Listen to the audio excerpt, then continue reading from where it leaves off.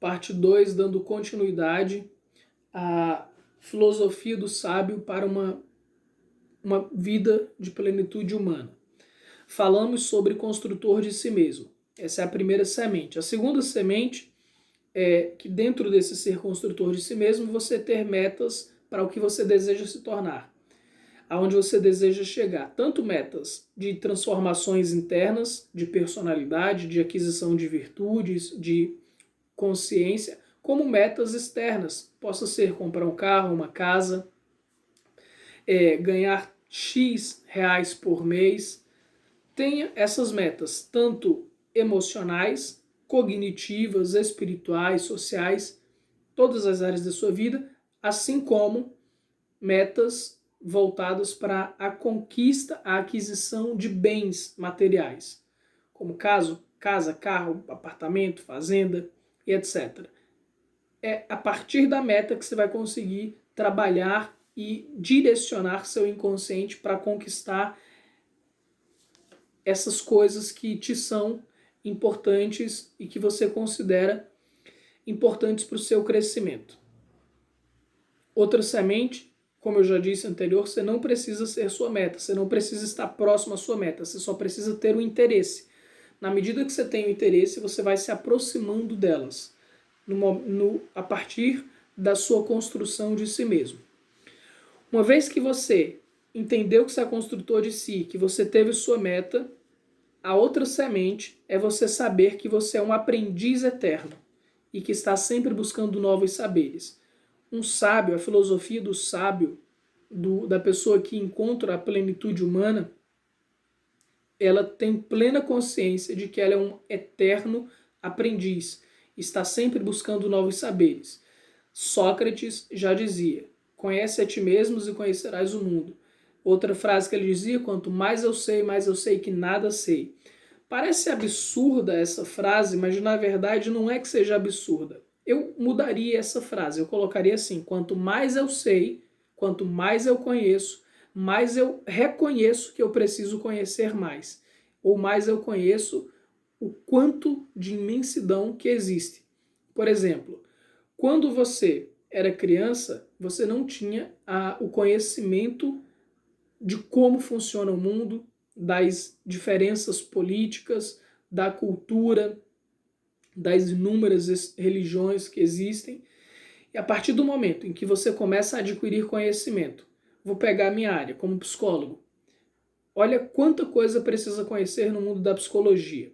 Existe psicologia humanista, psicologia de TCC, que é uma outra abordagem, psicologia positiva, psicologia existencial, gestalt, logoterapia, psicanálise, psicologia junguiana. Olha, só dentro do meu ramo de atuação, a quantidade, a infinitude de mundos que existem. Cada autor, cada pensador, cada um dessas pessoas que contribuíram para a criação dessas abordagens é um mundo completamente diferente, de percepções diferentes. Dentro dessa área de desenvolvimento humano estão surgindo inúmeras teorias, como barras de Axis, constelação familiar sistêmica, outra que eu lembre, Theta Healing. São inúmeras teorias voltadas para o desenvolvimento humano, coach disso, coach daquilo, inúmeras coisas. Significa que todas elas estão certas ou que todas elas funcionam? Ou que essas teorias novas são furadas? No meu ponto de vista, todo conhecimento ele tem um fundamento e nenhuma dessas teorias novas, na verdade, são verdadeiramente novas. Elas só são mudadas o nome, a apresentação, mas elas são formadas a partir de saberes antigos.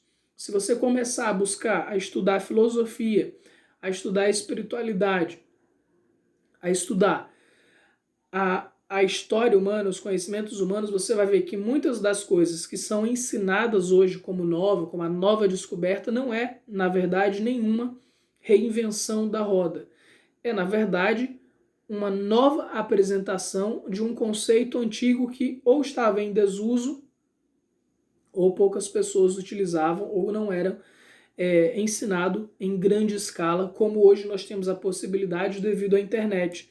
Você pode levar o conhecimento para grande escala. Antigamente, para eu te entregar esse conhecimento, seria antes da internet, seria em uma sala ou em uma reunião com poucas pessoas, 1.300, 500, o que fosse, mas para que isso chegasse a uma proporção enorme, levaria muito tempo. Diferente da internet. Uma vez que eu grave um vídeo, que eu grave uma aula, que faça sentido, que toque as pessoas e isso for começar a ser compartilhado, eu posso chegar no mundo inteiro, em apenas um dia, 2 dias, 5 dias, ou em questão de horas, se espalhar para o mundo inteiro. Esse é o poder da tecnologia, da internet. A informação chega muito mais rápido. Então, na verdade, não existe uma reinvenção da roda e tantas descobertas novas assim. São conceitos antigos que estão sendo entregues de forma nova. Um exemplo, nós tivemos uma revolução na época do Allan Kardec, quando ele falou sobre reencarnação. Reencarnação é um conceito novo? De jeito nenhum. Reencarnação já é algo que existe muito antes de Cristo. As pessoas já falavam sobre isso, as antigas tradições já falavam sobre isso há muito tempo. Agora, a forma de explicar, de falar sobre reencarnação, aí é nova do Allan Kardec. Ele deu esse nome, ele foi o criador dessa linguagem. Mas o renascer, que era assim que era falado, isso já é uma teoria do budismo, que é 500 anos antes de Cristo, das teorias indianas e diversas outras já se falava sobre essa questão. Então não é um conhecimento novo, mas quando Allan Kardec trouxe essa questão da reencarnação, foi uma revolução. E aí se espalhou para a massa, para a maioria das pessoas, como se fosse um conceito novo, a descoberta, uma criação nova, quando na verdade não é. É algo extremamente antigo, muito mais antigo do que o cristianismo, e no entanto, o próprio Platão já falava sobre isso, de reminiscências, de ideias primordiais, de renascer. Então, são conhecimentos antigos que vai recebendo uma nova linguagem para a civilização, para o povo daquela época. Hoje, muitos dos conceitos, aí existe o conceito de, é uma palavra em inglês que se ensinam na PUC hoje, Leandro Carnal fala muito sobre isso, que eu não sei pronunciar, Lifeline Learning, que significa aprendizado para a vida inteira. É o mesmo conceito dessa semente que eu estou entregando para vocês. Seja um eterno aprendiz. Busque sempre novos saberes. O próprio Buda, 500 mil anos atrás, há 2.500 anos atrás, ele já ensinava sobre isso. Não acredite em tudo que eu ensino. Experimente, ponha em prática. Veja se isso faz sentido para você. Vá aprender, vá atrás. Caraca, olha só. Já é um conhecimento antigo e hoje é ensinado dentro de uma universidade. Gente, eu não sei se é que eu tenho muita inteligência ou se na verdade as pessoas são muito bobas. É preciso ensinar dentro de uma faculdade renomada como a PUC esse conceito de ser um eterno aprendiz, de que você precisa estar sempre aprendendo, porque mudou a forma como as profissões funcionam. Antes você tinha uma profissão, se você era pedreiro até o último dia da sua vida. Se você era psicólogo até o último dia da sua vida. Hoje, devido à mudança que Steve Jobs provocou no mundo com a tecnologia, com o computador pessoal, com a internet, essas mudanças de informações rápidas, hoje a gente não fica preso só a uma profissão. Hoje você se torna um médico, mas você pode ser também um palestrante, você pode também ser um professor de medicina e você pode desenvolver outras formações e crescendo na sua profissão e se tornar outras coisas no decorrer da sua vida. E aí qual é o conceito que é ensinado na PUC? É que isso vai ser cada vez mais, irá acontecer cada vez mais. para que a gente não fique para trás, para que a gente não perca nossos empregos, para que a gente não perca nossa relevância como profissionais, nós precisamos estarmos habituados às infinitas transformações que o mercado vai entregar, com as diferentes tecnologias, as novas profissões que vão surgir dentro desse mundo da tecnologia, e você vai precisar se reinventar. O psicólogo que não se atualizar, que não buscar entender as mudanças sociais que estão acontecendo, as mudanças tecnológicas que vão melhorar, que vão modificar a forma de atender, por exemplo, essa forma aqui de transmitir conhecimento sem ser em um encontro ao vivo, e sim por meio de vídeos gravados, já é uma revolução. Existem muitos psicólogos que ainda resistem a esse tipo de trabalho, e quem não se adaptar vai ficar para trás. Vai ficar para trás. É preciso se reinventar. E isso é um conceito antiguíssimo. Os filósofos falavam sobre isso, o Buda falava sobre isso, mas hoje é ensinado dentro da PUC como se fosse o conceito novo, a descoberta. Caraca, não é a descoberta. É um conhecimento novo que é entregue. Mas é de fundamental importância que sim, nós sejamos eternos aprendizes, eternos buscadores de novos saberes, para que a gente não seja enganado, para que a gente não seja passado para trás, para que não sejamos pessoas ignorantes em termos de conhecimento de nós mesmos e do mundo. Porque existe, de fato, uma tendência nas mídias sociais, na forma como o mundo é construído, formado, para emburrecer o ser humano. Então, você tem cada vez mais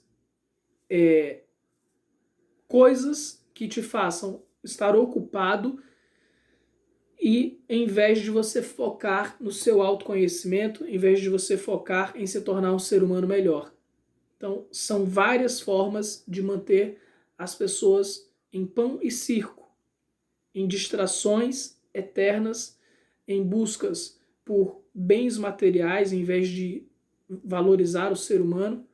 Ou seja, por isso que existe uma grande depressão, ansiedade, porque o marketing, a forma como nossa sociedade é construída, ela é muito voltada não para formar cidadãos sábios, cidadãos com conhecimento real, e sim pessoas ignorantes que possam ser manipuladas, que possam ser manejadas de acordo com a máquina social, com as mudanças que serão que queira ser colocada de acordo com o que quiserem. A história da escravidão, de usar o ser humano de qualquer forma, não acabou. Talvez acabou a escravidão física, mas hoje a gente vive uma escravidão mais sutil, a escravidão mental. Então, te manter ignorante é algo que é muito almejado, é algo que se fazem muito.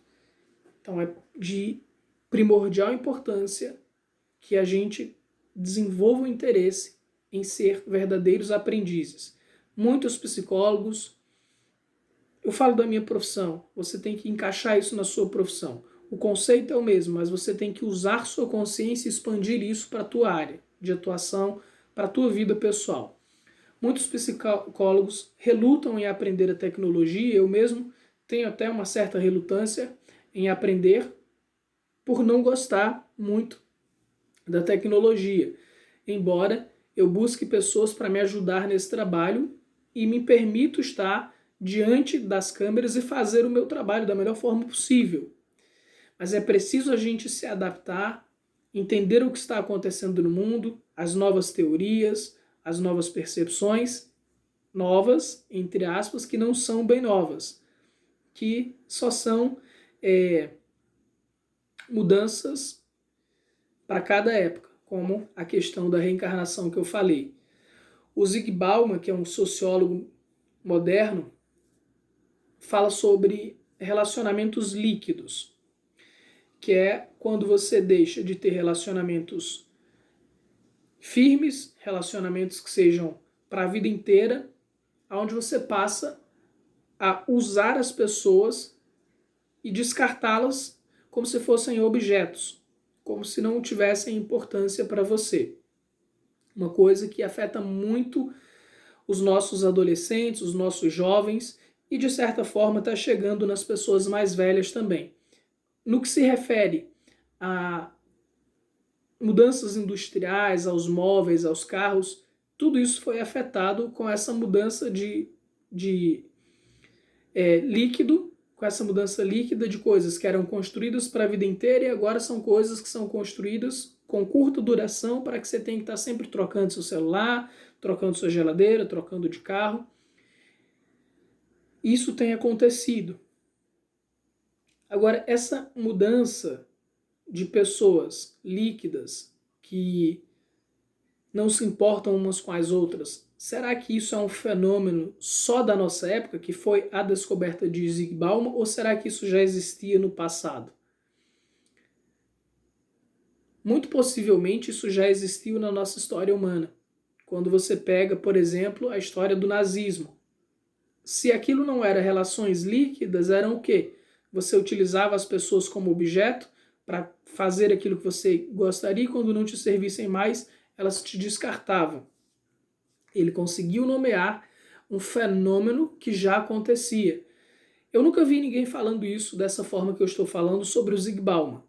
Agora, no meu ponto de vista, a minha percepção é que essa questão de descartar pessoas não é uma coisa tão recente. Talvez nos relacionamentos amorosos, de amizades, possa ser que isso esteja acontecendo, mas esse relacionamento líquido de descartar pessoas, de achar que pessoas não têm valor e usá-las, e depois que usá-las do jeito que você quer descartá-las, isso já é algo que acontece na história humana há muitos anos. Só pegar a escravidão, só pegar a questão da invasão de países, como que eram feitos.